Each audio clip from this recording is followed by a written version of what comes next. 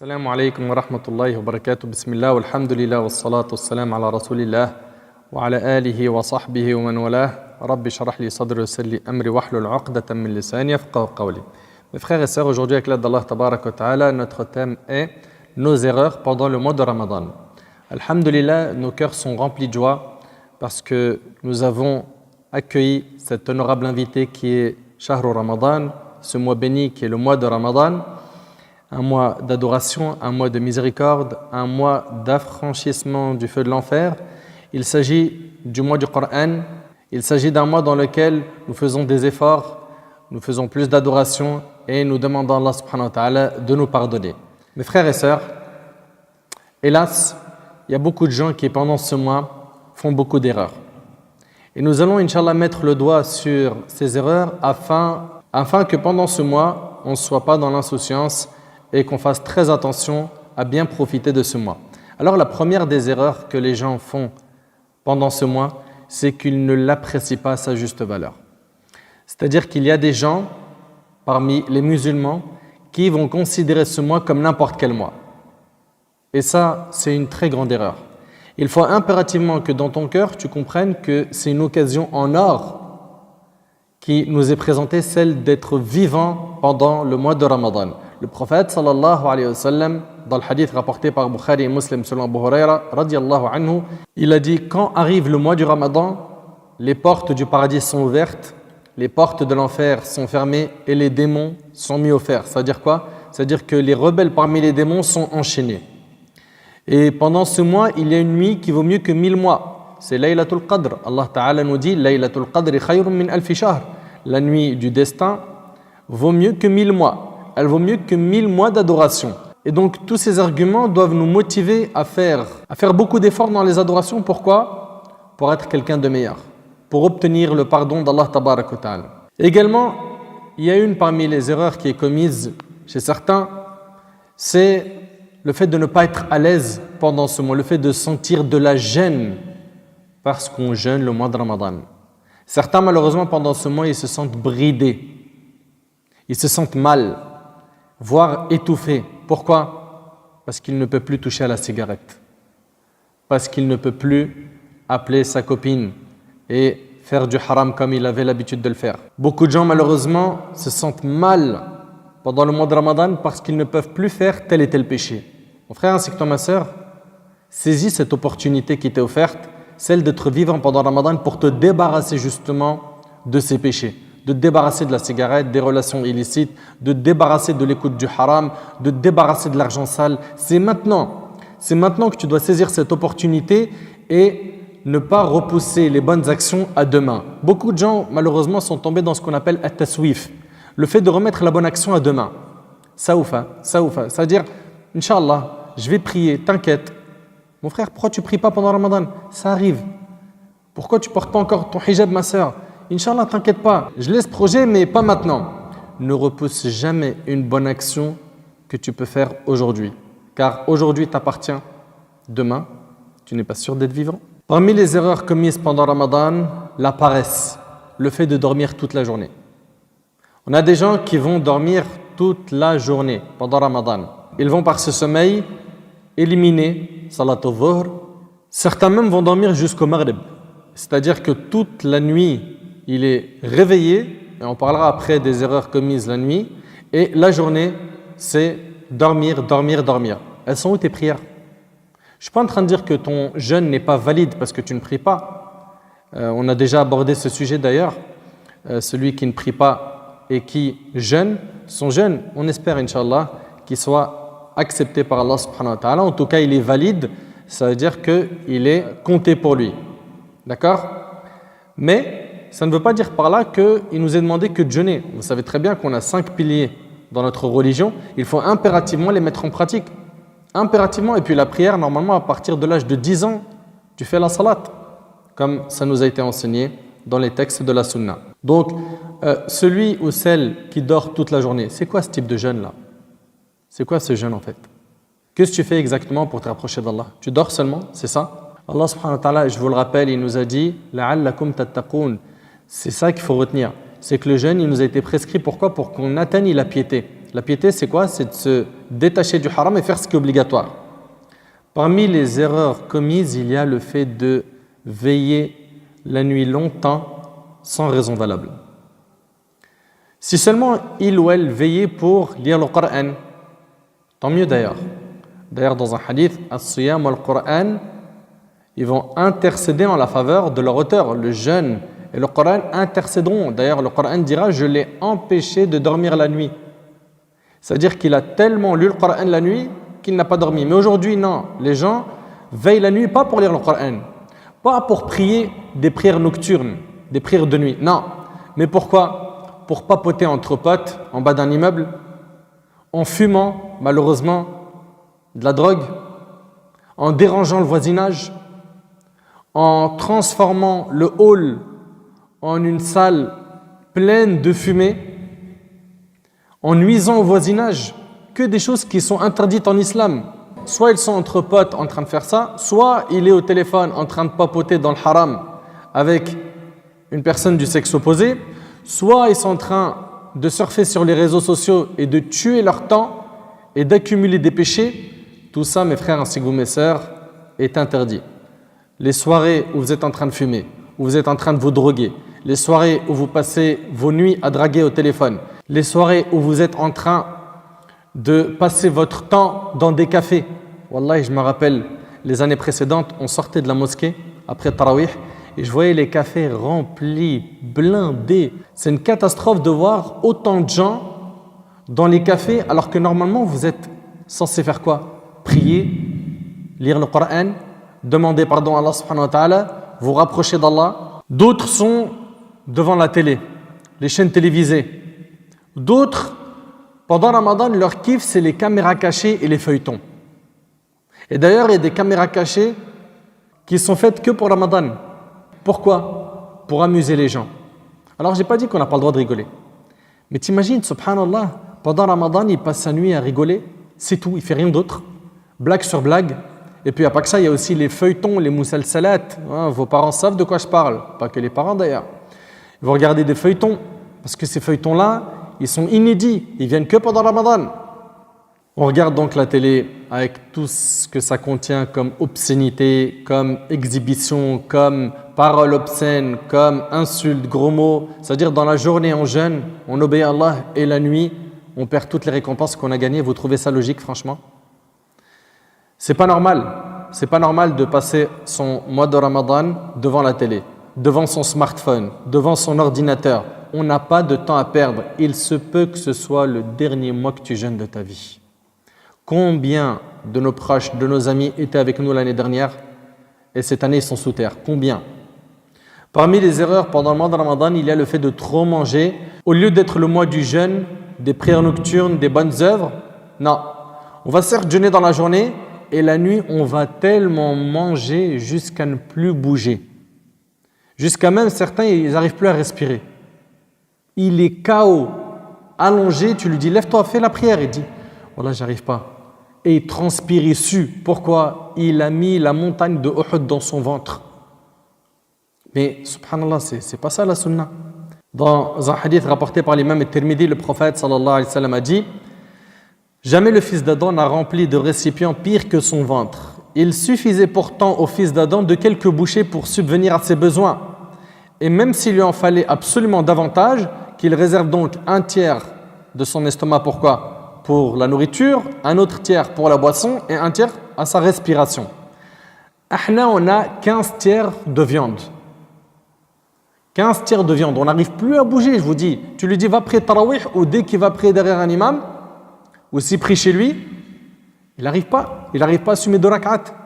Il dit wallah, je ne sais pas ce qui se passe aujourd'hui, je me sens pas bien. Regarde tout ce que tu as mangé, mon frère. Ou toi, ma sœur. Parmi les erreurs commises pendant le mois de Ramadan, on a le fait de délaisser, le fait d'ordonner le bien et interdire le mal, le fait de conseiller les musulmans.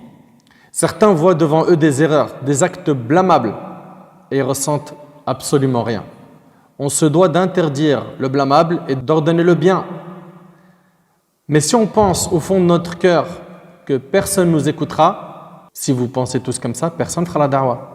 Fais la da'wah, mais avec sagesse. Et rappelle-toi, quand Allah tabarak wa ta'ala, il a dit à Moussa alayhi salam concernant Pharaon, فَقُولَا لَهُ قَوْلًا لَيِّنًا. Parlez-lui gentiment. Donc parle gentiment avec les gens, mets la forme et ne délaisse pas la da'wah. Surtout quand vous rentrez chez vous et que vous voyez des jeunes autour de l'immeuble qui sont en train de faire des péchés. Allez les voir, parlez-leur, bloquez 2-3 minutes. Une de vos paroles peut ouvrir, par la permission d'Allah subhanahu wa ta'ala, l'un des cœurs de ces jeunes. Ou les membres de votre famille dans le cas où c'est eux qui sont loin d'Allah. Et n'oubliez pas que le prophète il a dit « Ad-dinun nasiha » la religion c'est le bon conseil, et c'est rapporté par l'imam muslim. Parmi les erreurs de certains pendant Ramadan, on a le fait que pendant ce mois, il y en a beaucoup qui vont mendier alors qu'ils ne sont pas dans le besoin. Certains même, ils vont jouer avec les sentiments des gens et ils savent que pendant ce mois-là, les gens sont généreux et ils vont utiliser des ruses pour mendier. Ils accumulent des péchés, qu'ils craignent Allah subhanahu wa ta'ala. Le prophète nous a enseigné que la main qui donne est meilleure que la main qui reçoit. Apprends à ne pas tendre ta main. Garde ta fierté. Et le prophète a dit que celui qui n'exprime pas son besoin, Allah le met au-dessus du besoin. Allahu Akbar. Parmi les erreurs commises pendant ce mois, on a la calomnie et la médisance et les péchés de la langue qui se normalisent. Oui, je jeûne, je ne mange pas, mais sa langue, c'est une tronçonneuse. Toute la journée, il est en train de salir l'honneur d'un tel, parler sur le dos d'un tel, lancer des rumeurs sur un tel, mentir sur un tel, calomnier un tel. Dans le hadith rapporté par le Bukhari selon Abu Hurayra radiyallahu anhu, le prophète sallallahu alayhi wa sallam a dit « Celui qui n'abandonne pas le mensonge, Allah n'a pas besoin qu'il s'abstienne de manger et de boire. » Et on a des gens malheureusement qui vont mentir, salir l'honneur d'autrui, insulter les gens, mentir, et on vous a dit que tout cela fait partie des péchés de la langue qu'il faut éliminer. Parmi les péchés qu'on a pendant Ramadan et les erreurs commises pendant Ramadan, on a le fait que certains ils vont écouter de la musique à fond. Alors, en dehors de Ramadan déjà, tu sais très bien ce que ça apporte à ton cœur et dans ta relation avec Allah. Mais pendant Ramadan, c'est grave. Rappelle-toi que Ramadan, c'est le mois du Coran. Allah Ta'ala il nous dit « Shahru Ramadan alladhi unzila fihi al-Qur'an » le mois du Ramadan dans lequel a été révélé le Coran.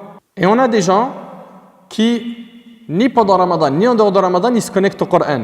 Non, il est connecté au son, chez lui ou avec ses amis. Ils écoutent de la musique à fond. La hawla wa la quwwata illa billah al-ali al-azim. Et j'implore Allah subhanahu wa ta'ala de les guider et de guider les prêcheurs qui les orientent vers ces opinions isolées en disant toute la journée, comme on l'entend, Ibn Hazm a dit, ils prennent jamais de leur vie les opinions d'Ibn Hazm, mais d'un seul coup, ici, il faut les prendre. Parmi les erreurs commises pendant le mois de Ramadan, il y a le fait que certains vont manger, vont rompre le jeûne sous prétexte qu'ils ont des examens à l'école. Oui, à l'école, en fait, si moi je jeûne le jour de mon examen, je risque de perdre dans ma concentration. Vous imaginez si les compagnons, radiyallahu anhum, ils avaient dit ça, eux qui ont déjà combattu pendant Ramadan, ils ont fait la guerre pendant Ramadan. Il faisait chaud. L'ennemi était très armé comparé à eux, qui n'avaient pas assez d'armes. Et ils n'ont pas dit au prophète sallam, vas-y, nous on peut combattre qu'en hiver quand la chaleur elle est moins intense, et puis après le maghrib de préférence, parce que dans la journée, là pour un examen, tu t'abstiens de jeûner, ça c'est une erreur. Parmi les erreurs commises par certains jeûneurs, on a le fait qu'ils se mettent rapidement en colère et qui vont prétexter cette colère par quoi? Par le jeûne. Subhanallah. Tu lui dis, mon frère, qu'est-ce qui t'arrive? Pourquoi tu es en colère? Il dit, tu vois pas que je jeûne là? Je jeûne, je suis en colère. Mais justement, si tu jeûnes, tu dois maîtriser ta colère. Le jeûne, il est là pour quoi? Pour t'éduquer. C'est une école, Ramadan. Tu dois ressortir avec un meilleur comportement. Et rappelle-toi, Ya ayyuhalladhina amanu kutiba alaykumus siyam kama kutiba alal ladhina min qablikum la'allakum tattaqun. Ô vous qui avez cru, il vous a été prescrit le jeûne comme il a été prescrit aux communautés qui vous ont précédé afin que vous atteigniez la piété. La piété, c'est quoi? C'est de faire ce qui est obligatoire, de délaisser ce qui est interdit. Et la piété contredit la colère rapide. Le fait d'être injuste. Le jeûneur doit s'embellir avec le bon comportement, avec le sabr, avec la douceur, la rahma, la miséricorde. Et pas se dire, je jeûne donc j'ai le droit de me mettre en colère. Attention, il ne faut pas me parler aujourd'hui, je jeûne. Et il se met en colère. T'as rien compris. Parmi les erreurs commises pendant le mois de Ramadan, on a le fait que certains ne prient pas Salat al-Dhuhr. Pourquoi? Parce qu'il a dormi tellement tard à veiller à regarder son smartphone ou à rester avec ses amis ou à s'éclater sur Netflix qu'à la fin, il s'est réveillé à l'Asr ou au Maghrib. Il ne faut pas lui demander après pourquoi tu n'as pas pris Dhuhr. Pour lui, il trouve ça normal. Alors que faire sortir une prière de son temps, c'est un grand péché. C'est un grand péché, c'est quelque chose de très très grave.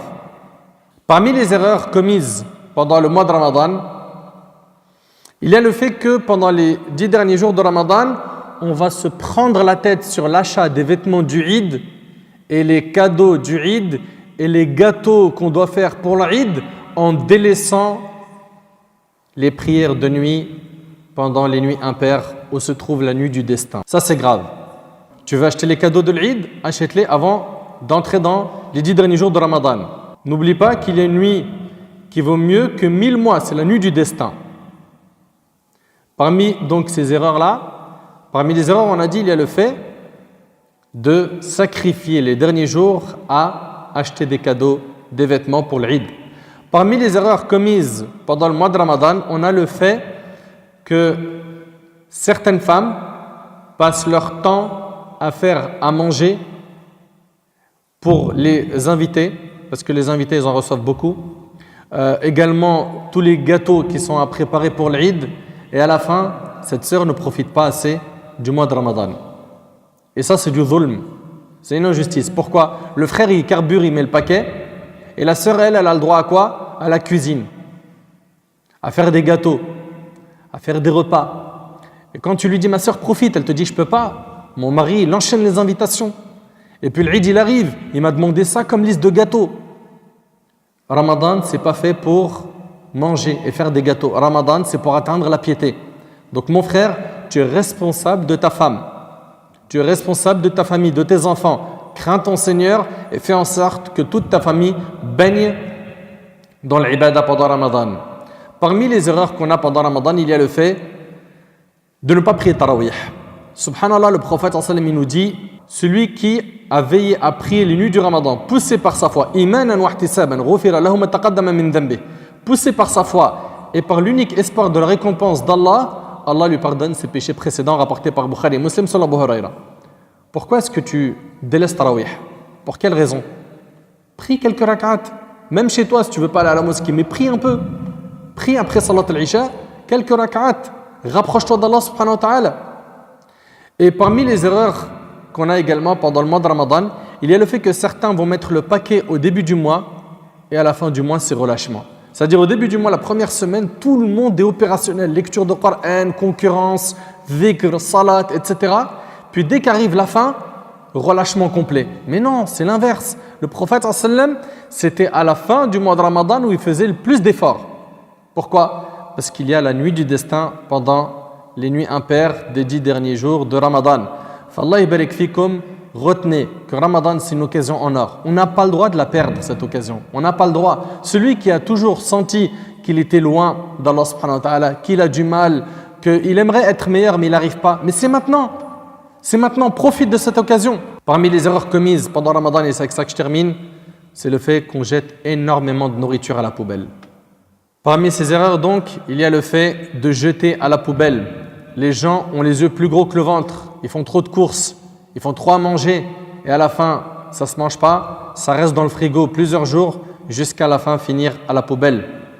Si vous voyez que vous avez un surplus, le jour où vous avez fait ce repas, donnez-en un petit peu à vos voisins, qu'ils soient musulmans ou non.